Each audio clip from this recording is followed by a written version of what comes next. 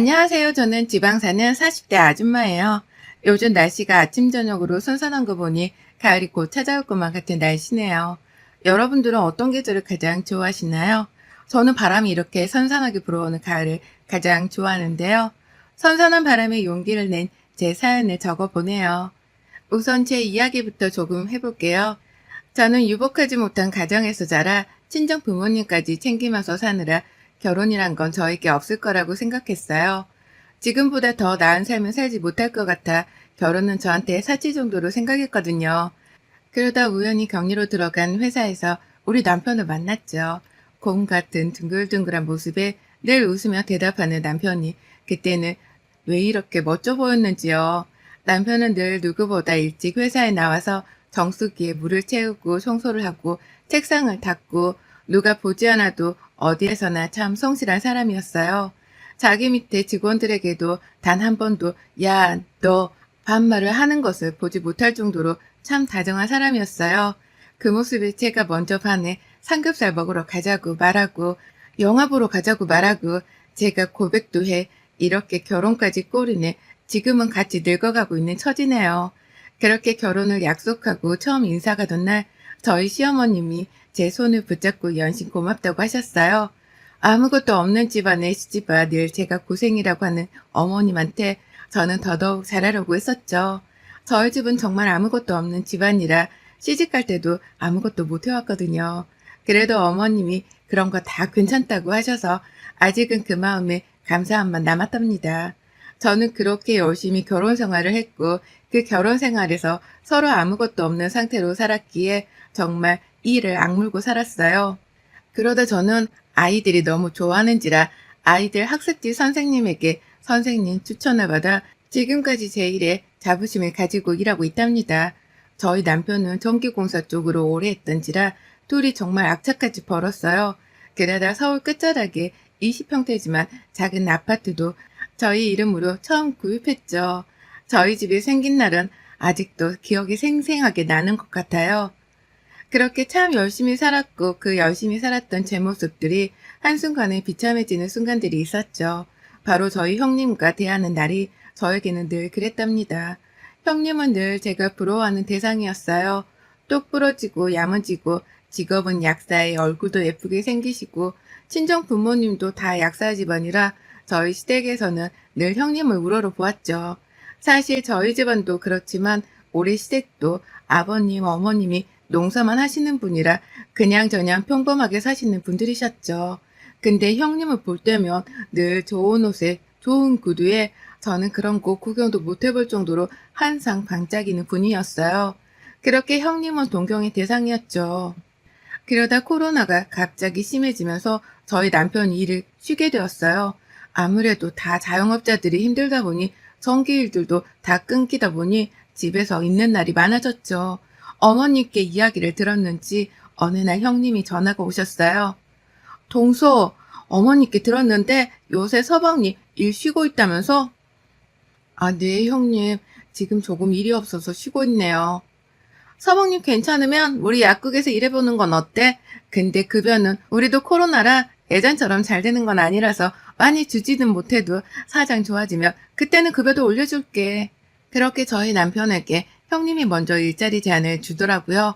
처음에는 급여가 생각보다 작아서 남편이 고민을 했는데 집에서 노는 것보다 한 푼이라도 더 벌자고 생각했는지 나가겠다 마음을 먹었더라고요. 저도 이왕 나가는 거 열심히 하라고 응원해줬죠. 그렇게 저도 남편도 그 자리에서 묵묵히 열심히 살았어요. 남편은 늘 녹초가 돼서 돌아왔고 그럴 때마다 저는 그렇게 일이 많냐고 물어보니 정말 사람이 많아서 할 일이 많다고 하더라고요. 저한테는 분명 요즘 약국이 어렵다고 했었거든요. 근데 또 괜히 그런 거를 물어볼 수 없고 잘 되면 월급도 올려주시겠지 싶어서 믿고 기다렸어요. 네, 어머님 저예요. 얘야, 이번 주 주말에 집에 올 수 있겠니? 큰애네가 온다고 하더라. 큰애가 네가 잘하는 닭도리탕이 먹고 싶다고 해서 내가 연락한다고 했다. 올 수 있겠니? 이런 부탁해서 너무 미안하구나. 어머님 전화에 기분이 썩 좋지는 않았지만 그래도 저희 남편 일에 마음 써주고 해서 흔쾌히 음식해서 간다고 말씀드렸죠. 그렇게 주말이 되고 저는 바리바리 음식을 싸서 시댁으로 향했어요. 어, 형님 오셨어요? 동서. 아니, 내가 갑자기 동서가 만든 닭도리탕이 너무 먹고 싶어서 어머니께 살짝 말씀드렸는데 괜찮지? 네, 그럼요. 그 일도 마음 써주셨는데 언제든지 드시고 싶으시면 말씀하세요. 제가 넉넉히 요리해왔어요. 이따 가실 때 또 챙겨가시면 될 것 같아요. 어머, 정말? 그럼 동서 만든 김에 다음 주에 우리 집들이 있는데 혹시 와줄 수 있을까? 동서 음식 솜씨가 너무 좋잖아. 내가 돈은 두둑히 챙겨줄게. 형님의 말에 당황했지만 차마 거절할 수 없어서 알겠다고 했어요. 그렇게 형님네 집들이로 향했고 도착하자마자 저를 무슨 가정부 취급하듯이 하더라고요. 동서, 지금 시간이 너무 없어. 빨리 이거 해주고 청소도 좀 부탁할게. 내가 지금 약국에 급하게 나가야 해서 부탁해. 내가 돈은 두둑히 줄게. 저는 무슨 가정부처럼 열심히 청소하고 음식까지 만들고 가라는데 형님이 오자마자 불러 세우네요. 동서, 벌써 갈게? 여기 사람들 많이 오는데 인사하고 가. 다 인맥이야, 그것도. 아니에요, 형님. 저 지금 너무 늦어서 가봐야 할 것 같아요. 그럼 그럴래? 수고했어. 오늘 너무 고생해서 내가 돈 좀 두둑히 넣었어. 서방님이랑 맛있는 거라도 사 먹어. 네, 고맙습니다. 그렇게 집으로 가는 버스에서 내내 눈물이 왈칵 쏟아져서 참을 수가 없더라고요. 남편이 곧 정기일도 다시 하면 더 이상 이런 일도 없겠지 싶어서 그때까지만 참자고 다짐하면서 집으로 돌아갔네요. 몇 달이 흐르고 하루는 남편이 술에 잔뜩 취해서 집에 들어오더니 갑자기 저를 잡고 펑펑 우네요. 무슨 일인가 물어도 울기만 하고 아무 말을 하지 않더라고요. 너무 취한 상태라 내일 물어봐야겠다 싶어서 우선 남편을 재우고 아침에 일어나 남편에게 물었어요. 여보, 무슨 일 있었어? 어제 왜 그렇게 술을 많이 마셨어? 술도 잘 못 마시는 사람이. 아, 내가 그랬어? 어제 회식했는데 내가 과음했나 보네. 기억도 안 나네. 라고요. 그냥 좀 자기가 하던 일이 아니라서 다른 일을 하려니 힘들어서 그런가 보다 하고 넘어가게 됐죠. 아이들이 방학이라 수업을 못하는 친구들이 많아서 종일이 일찍 끝나 남편이랑 외식이라도 할까 싶어서 형님네 약국으로 향했죠. 내가 가면 우리 남편이 깜짝 놀라겠지? 그렇게 약국이 끝날 시간에 맞춰서 몰래 남편을 놀래켜 주려는데 어디서 소리가 나는 거예요. 아니, 서방님 도대체 이거를 왜 이렇게 하셨어요? 아무리 못 배우셨다 해도 이렇게 하시면 안 되죠. 그럼 저 월급 못 드려요. 지금 그 월급도 솔직히 굉장히 많은 건데 가족이라 제가 그렇게 드리는 거예요. 다른 사람 같았으면 서방님 그 월급도 못 받아요. 아세요? 정말 똑똑히 직원들이 다 있는 앞에서 이렇게 형님이 저희 남편에게 소리를 지르면서 말하더라고요. 남편은 그 자리에서 아무 말도 못하고요. 저는 차마 그 자리에서 남편한테 아는 체 하면 안 될 것 같아 아무 말 하지 못한 채 집으로 돌아왔어요. 제가 아는 척하면 남편이 너무 마음이 아플 것 같았어요. 오자마자 침대에 누워 한참을 울고 났더니 남편 들어오는 소리가 들리네요. 여보, 들어왔어? 벌써 자? 차마 남편 얼굴을 보고 이야기할 수 없어 아무 말도 하지 않은 채 그날이 흘러갔어요. 아이들을 가르치면서도 하루 종일 어제 생각만 나더라고요. 도저히 이대로는 안 되겠다 싶어서 다시 한번 형님네 약국으로 찾아갔어요. 약국 문이 닫혀있길래 근처로 돌아보니 건너편에 남편이랑 형님이랑 약국 직원들이 보이는데 근데 모습이 저희 남편은 직원이 아닌 무슨 부하처럼 생각하는 건지 형님 가방에 짐을 다 들고 옆에 서 있더라고요. 더 가관인 게 남들은 다 음식점으로 들어가는데 저희 남편 혼자 편의점에 가서 삼각김밥이랑 라면을 사서 나오더라고요. 제가 남편을 따라가서 소리쳤어요. 여보, 지금 뭐 하고 있는 거야? 도대체? 여보, 여기 어떻게 왔어? 아니, 다른 사람들 다 밥 먹으러 들어가는데 왜 여보만 지금 편의점으로 가는 거야? 아니, 나는 별로 밥 생각도 없어서 그랬지. 무슨 말이야? 도대체 어떻게 이러고 살았어? 왜 말을 안 했어? 길 한복판에서 있는 힘과 소리를 지르고 울분도 토했어요. 알고 봤더니 형님이 술만 마시면 남편한테 대리운전을 시켜서 집에 안 가고 기다려야 해서 편의점에 갔던 거였어요. 이게 가족끼리 말이 되는 이야기인가 싶어서 정말 참을 수가 없어서 눈물밖에 안 나오더라고요. 그렇게 남편은 그런 저에게 붙들려 집으로 왔죠. 집에서 남편 이야기를 들어보니 이거는 정말 참을 수가 없는 일들이 벌어지고 있었더라고요. 지금까지 남편은 직원이 아닌 형님 뒤치다꺼리 하는 사람으로 들어간 거고, 점심은 늘 편의점에서 때우고, 형님 구두 닦고, 옷 찾아오라고 하면 옷 찾아오고, 강아지 미용하면 찾아오고, 집에 가서 빠뜨린 물건 가지고 오고, 반찬 사오고, 정말 허드렛 일을 다 하고 있었더라고요. 그래서 일을 시키려고 부르신 거 아니냐고 물어보니까, 서방님, 여기는 다 대학교 나온 분들만 있으세요. 저희가 고졸은 받지 않아서요. 근데 서방님이니까 뭐라도 일하시면 좋을까 싶어서 부른 건데 싫으세요? 라고요. 근데 거기서 못하겠다고 하면 제 얼굴도 볼 수가 없고, 또 가장이라는 사람이 돈도 못 벌고 집에 있는 자기 자신이 너무 싫어서 꾹 참고 뒤치다꺼리를 했다고 하네요. 저는 남편이랑 대화를 하자마자 바로 형님네로 쳐들어갔어요. 띵동 누르니 바로 아주버님이 열어주네요. 재수씨, 이 밤에 무슨 일이에요? 형님 안에 계세요? 라는 말이 끝나는 동시에 들어가서 온 집안을 뒤졌어요. 씻고 있던 형님이, 어머, 동서, 이 밤에 무슨 일이야? 여기까지 말도 없이. 이게 지금 무슨 짓이야? 가자마자 형님 머리채를 콱 하고 잡았어요. 제가 형님보다 더 키도 크고 등치도 크기 때문에 제가 머리채를 잡으면 절대 저를 잡을 수가 없거든요. 그 각도에서 잡고 욕짓거리를 하니 이제는 저보고 미쳤냐면서 소리를 고래고래 지르더라고요. 그래서 저는 아랑곳하지 않고 말했어요. 너 내 남편 데려가다 네 뒤치다꺼리 하려고 불렸냐고. 네가 사람이냐고요. 내 남편이 노예도 아니고 어떻게 이럴 수가 있냐고 소리를 고래고래 질렀어요. 옆에 있는 그냥 잡히는 대로 다 던지고 그랬거든요. 아주버님은 옆에서 재수씨 진정 좀 하라고 하고, 그 미친 형님은 저보고 주제를 모른다고 하더군요. 돈 없어서 취직시켜줬더니 이래서 돈 없는 것들은 절대 상종을 하면 안 된다고요. 그러게 형님네 집에 있는 물건들을 죄에다 던지고 정말 미친 사람처럼 굴었죠. 나중에 손해배상 청구할 거라고 고래고래 소리를 지르길래 네 마음대로 하라고 하고 나왔습니다. 그 뒤로 시댁에 가서 어머님, 아버님께 말씀드렸어요. 더 이상 형님네와 연애 이어가지 않겠다고요.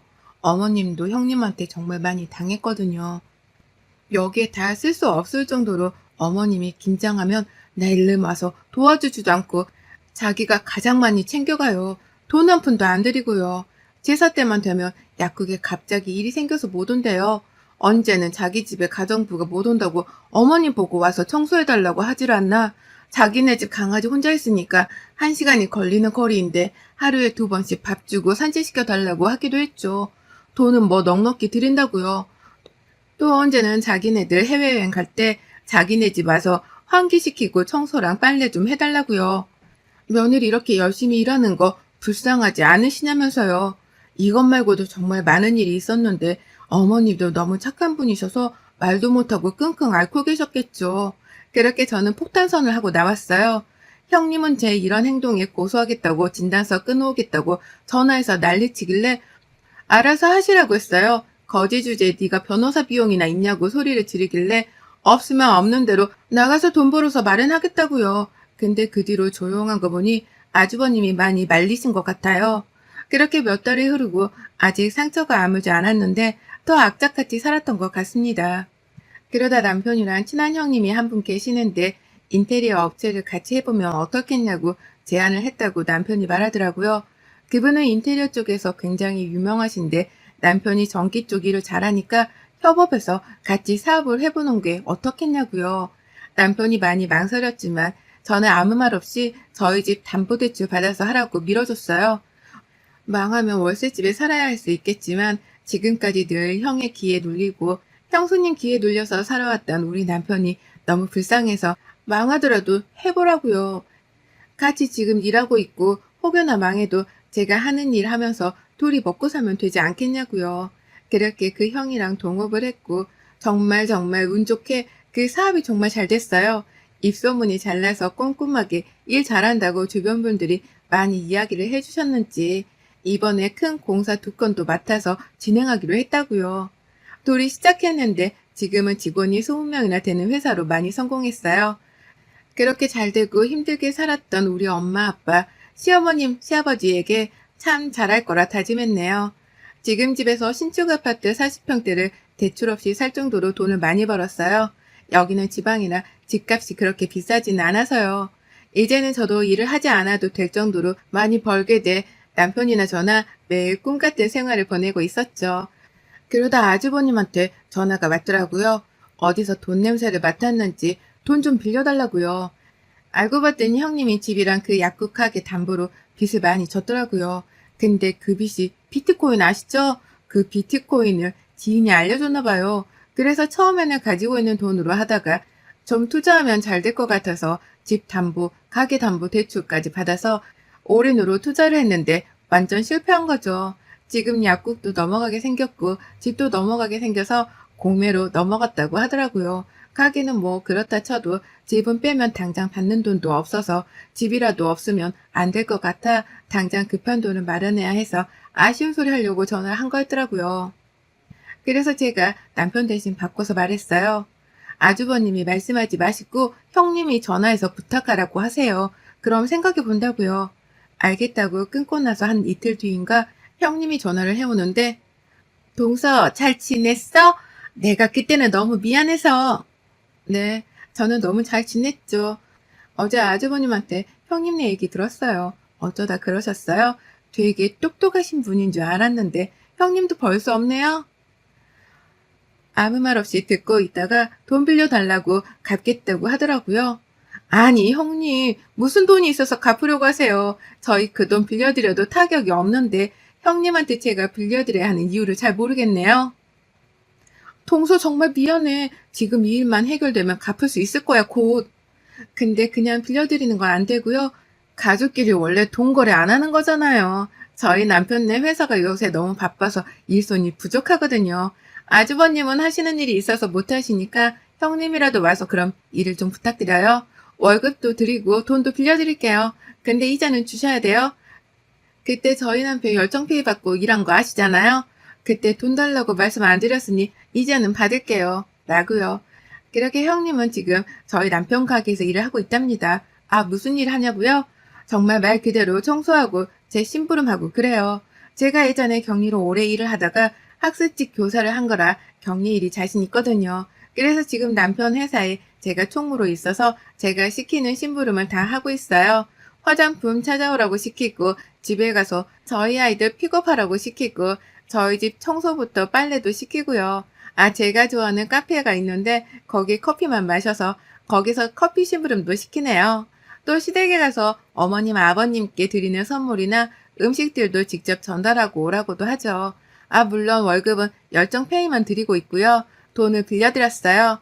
이자는 매달 달라고 처음부터 이야기했기에 월급의 아마 반은 이자로 나갈 거예요. 이게 바로 자업자득이 아닐까 싶네요. 오늘 제 사연 어떻게 보셨나요? 열심히 살아왔던 저에게 가장 행운이 왔다고 생각해. 저랑 남편은 더 열심히 살고 또 기부도 많이 하려고 늘 노력한답니다. 큰 금액은 아니지만 저는 잘 되는 사람만큼 사람은 서로서로 도와야 된다고 생각하는 사람이거든요.